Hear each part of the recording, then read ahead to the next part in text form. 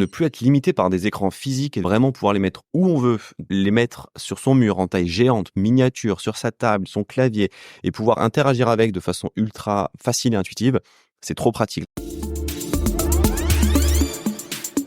Bonjour Jean-Baptiste Nicolet. Bonjour Jérôme.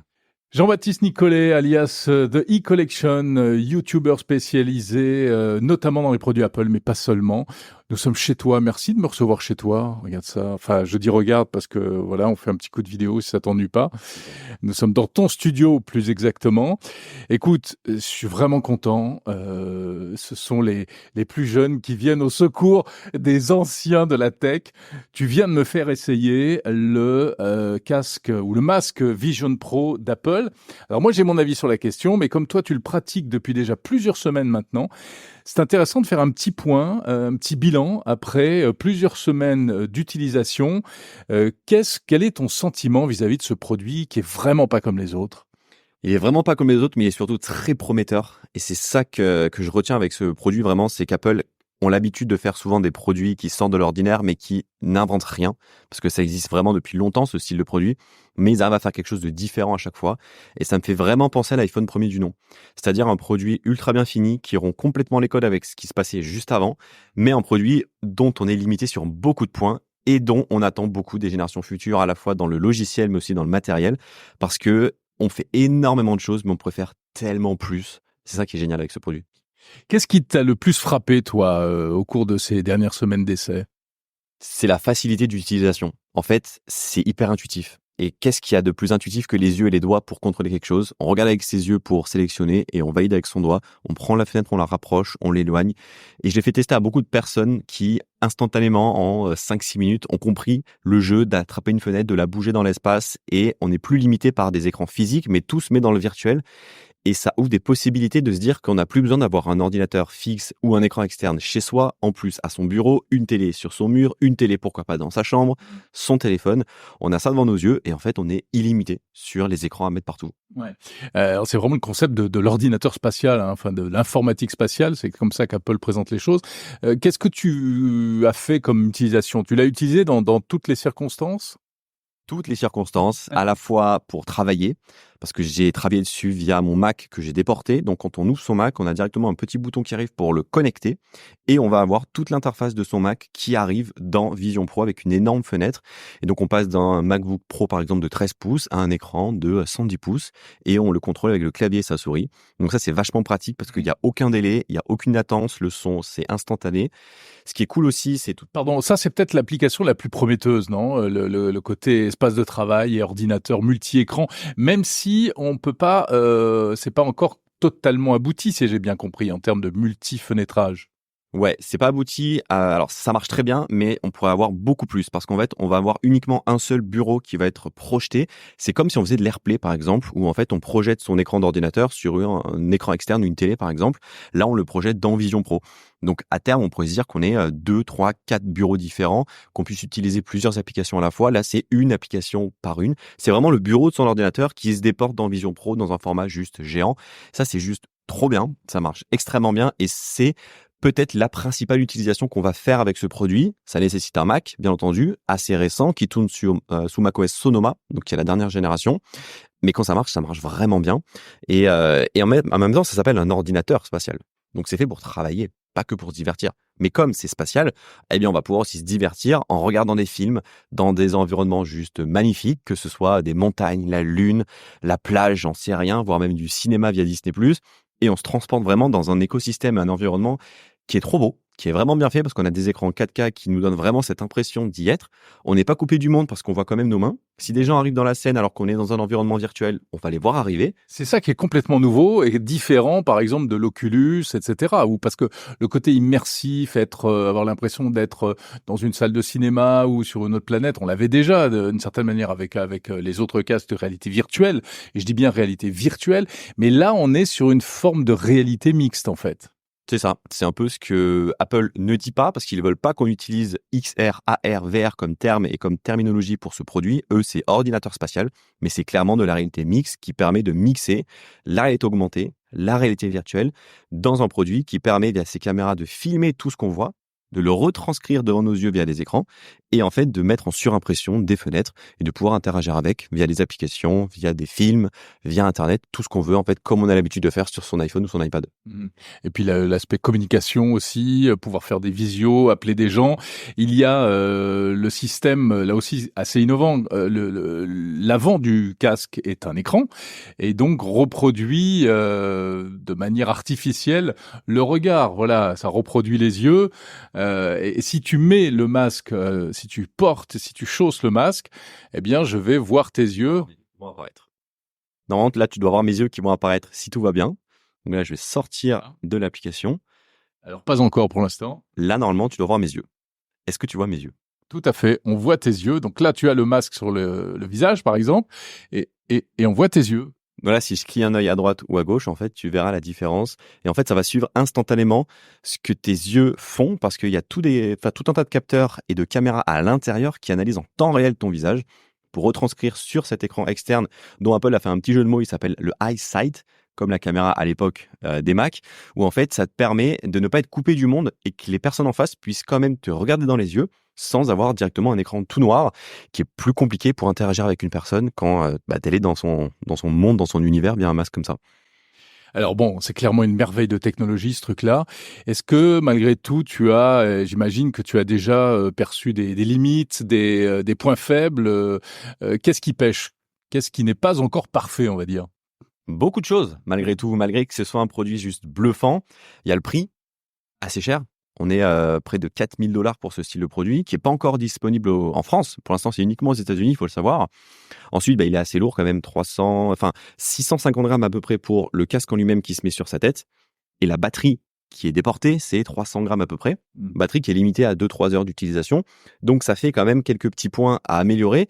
Mais ce qui est cool, c'est qu'en soi, c'est une V1, qui a beaucoup de pistes d'évolution. Et qu'Apple, ils ont l'habitude pour les V2 de faire quelque chose de génial. On l'a vu pour l'iPhone, pour l'iPad et pour l'Apple Watch, même pour les Mac. Donc je me dis que là, c'est pour ceux qui ont vraiment, de un, les moyens et qui veulent tester ça. Mais la V2, sûrement attendez la V2 parce qu'à mon avis, ça pourrait être juste génial. Ouais. Mais est-ce que vraiment, tu te dis, ah ça va me changer la vie au quotidien pour telle ou telle chose que je faisais précédemment d'une autre manière? Est-ce que vraiment tu sens une utilité à ce produit aujourd'hui ou dans le futur? Je pense oui, parce que du fait de ne plus être limité par des écrans physiques et de vraiment pouvoir les mettre où on veut, de les mettre sur son mur en taille géante, miniature, sur sa table, son clavier, et pouvoir interagir avec de façon ultra facile et intuitive, c'est trop pratique. La dernière fois, j'ai regardé un match de foot dans Vision Pro. Donc, je mettais le match de foot à la place de ma télé. À droite, j'avais mes mails. À gauche, j'avais Facebook ou Twitter. Et j'ai mon petit clavier si je veux interagir. Et puis, si j'en ai marre de voir mon chez moi, je me mets dans l'environnement totalement virtuel et je me téléporte directement dans un autre endroit. Et ce match, ensuite, je suis allé faire à manger. Donc, j'ai pris la fenêtre et je l'ai amené dans ma cuisine. Et en fait, c'est juste génial. Parce que où que tu ailles, ça peut te suivre en le tenant avec ta main parce que c'est un produit fait pour rester fixe. Mais si tu amènes la fenêtre avec toi, elle va pouvoir te suivre. Et en fait, ça ouvre des nouvelles possibilités de te dire que t'es pas dépendant d'un produit physique et que tu vas pouvoir avoir 10 produits à l'intérieur, de les amener avec toi où tu veux et en déplacement dans l'avion, dans le train, tu vas pouvoir te transporter, regarder des films de façon juste géniale, même à l'étranger, je ne sais quoi. Ça amène plein de trucs trop cool qui, à mon avis, vont changer la donne. Est-ce qu'il y a une application ou des applications que tu aimerais voir apparaître? Vraiment, les killer apps du futur pour toi, ce serait quoi? Bonne question. Déjà, il n'y a pas de YouTube, ni de Netflix, ni de Spotify aujourd'hui. C'est annoncé, par exemple, pour YouTube. Ils ont fait chemin arrière. Ils avaient dit de base qu'ils voulaient pas en sortir, mais ils vont en sortir une. Donc déjà, le jour où les applications classiques sortiront sera un bon début. Et ensuite, c'est aux développeurs de nous faire rêver. Parce qu'ils ont toujours réussi, les développeurs, même sur l'iPad et l'iPhone, de sortir des applications dont on n'avait même pas imaginé la possibilité un jour. Je pense qu'avec ce produit, il y a des possibilités dingues qui peuvent être faites. Moi, j'attends pourquoi pas un Final Cut dans Vision Pro ou un Logic Pro ou des applications de création photo, vidéo, de par exemple être en shooting photo et de prendre des photos avec ton vrai appareil photo et d'avoir le rendu ou le résultat en temps réel dans Vision Pro. Il y a des possibilités comme ça qu'on attend et qui seraient juste trop bien. Bon alors, et toi, Jean-Baptiste, t'es un peu comme moi, t'es un peu un tech enthousiaste, donc le simple fait que ce soit un bijou technologique, ça t'émoustille. Mais c'est vrai qu'au niveau d'une utilisation quotidienne, on se pose la question. Mais toi, par exemple, tu as fait du montage vidéo avec ça, tu me disais. Ouais, j'ai monté 2 vidéos dedans, sur Final Cut Pro. En fait, j'ai juste ouvert mon Mac et j'ai déporté l'interface dans le logiciel, enfin dans Vision OS, qui est le logiciel du Vision Pro. Et j'ai monté les vidéos d'on ne peut plus, enfin d'une manière on ne peut plus facile, parce qu'il n'y a pas de latence. Donc en fait, j'ai vraiment monté dedans. Alors pas avec l'interface tactile, avec ses doigts, avec ses yeux, mais avec un vrai clavier et avec une vraie souris. Et ça marche vraiment bien.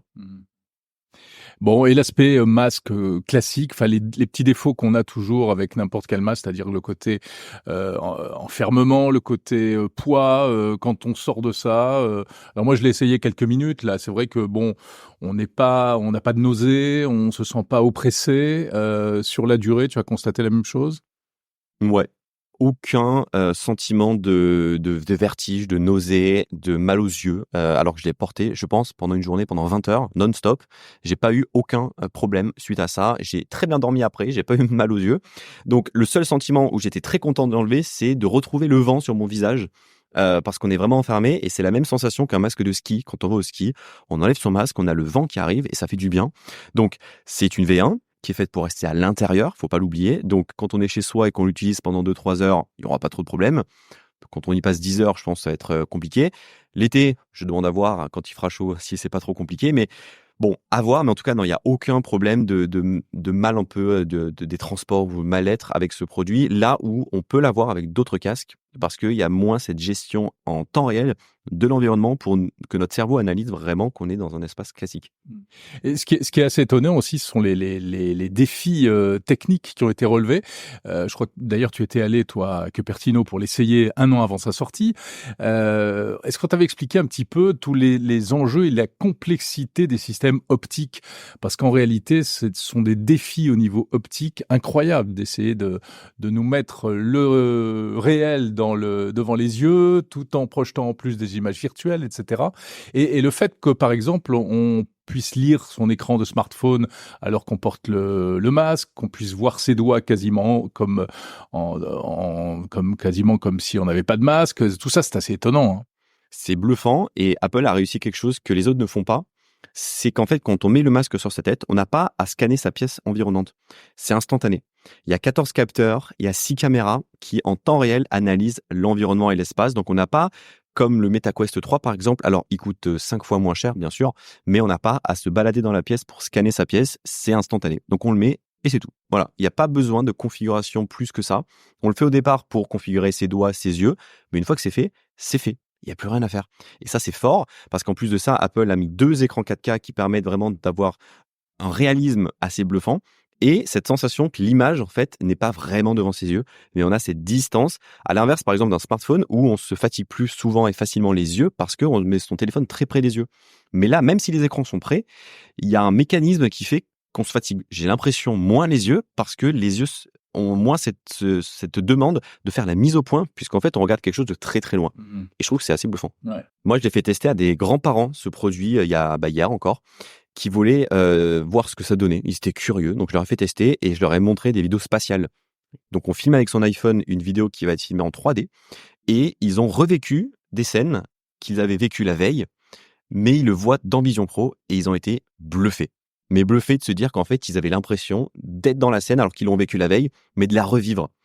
Et je me dis que cette fonctionnalité de vidéo spatiale, là aussi, c'est un gros point hyper important qui va se déployer avec le temps, parce que là, c'est trop proche, trop rapide.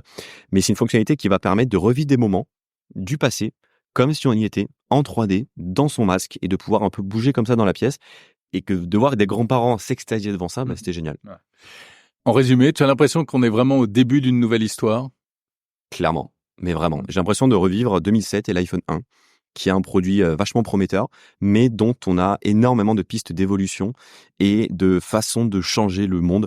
Et moi, je pense vraiment que dans 10 ans, on aura tous quelque chose comme ça devant nos yeux, pas au quotidien, mais pour remplacer sa télévision, son ordinateur, pourquoi pas son téléphone, et de se dire que quand Apple va réussir à miniaturiser toutes les pièces, à le rendre moins cher et à le rendre portable entre guillemets au quotidien, en fait ils auront tout gagné parce que nous on aura gagné l'abandon d'avoir une brique dans sa poche et d'avoir une main prise ou les 2 mains prises et finalement on va garder quelque chose devant nos yeux qu'on met quand on en a besoin et qu'on enlève quand on n'en a pas besoin et on va avoir les 2 mains libres, les yeux libres et on va pouvoir avoir toutes ces fenêtres devant soi comme en voiture avec de la réalité augmentée sur le pare-brise. C'est génial, ça fait gagner du temps Et je pense qu'à terme, c'est exactement ce que ce produit va devenir. Mais encore une fois, il faut que la concurrence aussi s'y mette pour qu'il y ait une vraie concurrence qui s'installe, que les prix diminuent et que les technologies grandissent et que les développeurs surtout développent des applications. Parce que c'est peut-être aujourd'hui le gros point noir, c'est qu'il n'y a pas assez d'applications. Il y en a 600 au jour du lancement. C'est pas beaucoup. Je pense qu'il y en a 50 qui sont vraiment intéressantes. Les autres, bon, c'est assez gadget. Donc le jour où tout ça va arriver, ça sera cool. Merci beaucoup, Jean-Baptiste Nicolet de e-Collection. Donc, rendez-vous dans 10 ans, camarades.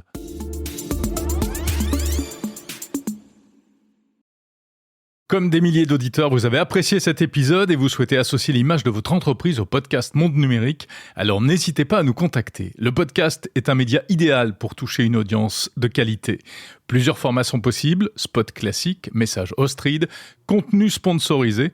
Pour devenir partenaire de Monde Numérique, rien de plus simple. Rendez-vous dès à présent sur le site mondenumérique.info, rubrique Contact, et envoyez-nous un message. On a certainement plein d'idées à partager.